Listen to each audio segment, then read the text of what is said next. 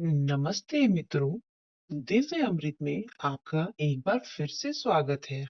क्या आपने कभी सोचा है कि मृत्यु के बाद आत्मा का सफर कैसा होता है? गरुड़ पुराण में एक ऐसी नदी का वर्णन है जो लहू, मांस और गंदगी से भरी है, जिसे वैतरणी नदी कहते हैं। आज की इस वीडियो में हम एक धार्मिक ब्राह्मण सोमदत्त की कथा के माध्यम से जानेंगे कि कैसे कर्म हमारी परलोक की यात्रा तय करते हैं। तो चलिए शुरू करते हैं। सोमदत्त का जीवन। महाराष्ट्र के बेलापुर गांव में एक वृद्ध ब्राह्मण रहते थे, जिनका नाम सोमदत्त था। उन्होंने पूरा जीवन वेदों के अध्याय, दान पुण्य और भगवान विष्णु की भक्ति में बिताया। रोजाना तुलसी के पास दीपक जलाना और नमो भगवते वासुदेवाय का जाप उनकी दिनचर्या थी। एक दिन सूर्य की पहली किरण के साथ नारायण कहते हुए उन्होंने अपने प्राण त्याग दिए।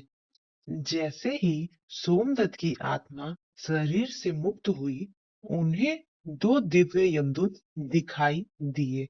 क्योंकि सोमदत्त पुण्यशाली थे, इसलिए यमदूत भयानक नहीं बल्कि सौम्यता रूप में आए।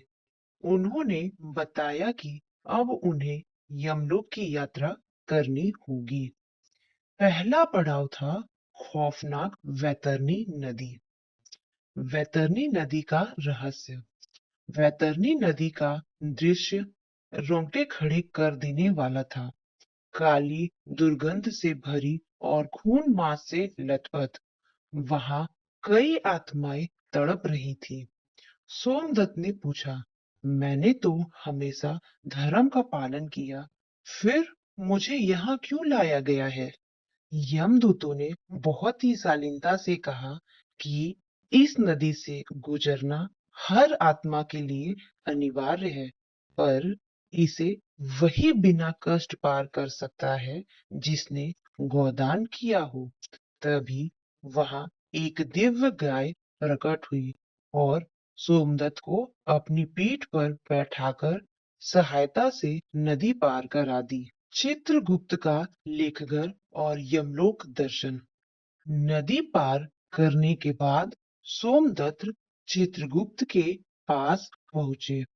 उन्हें जीवन का हर छोटा बड़ा हिसाब दिखाया गया। हालांकि उनसे कुछ अनजाने में पाप हुए थे, पर अंतिम समय में नारायण का नाम लेने के कारण उन्हें स्वर्ग का अधिकारी माना गया। लेकिन उन्हें नरक की यातनाएं दिखाई गई, ताकि वो समझ सके कि अधर्म का फल कितना भयानक होता है। उन्हें देखना कि कैसे पापी आत्माओं को उबलते तेल में डाला जा रहा था। विष्णु धाम में प्रवेश। अंत में सोमदत्त को एक दिव्य रथ में बैठाकर विष्णु धाम ले जाया गया, जहां चारों तरफ भजन और दिव्य सुगंध थी। उनकी भक्ति और सत्कर्मों ने उन्हें मोक्ष का मार्ग दिखाया।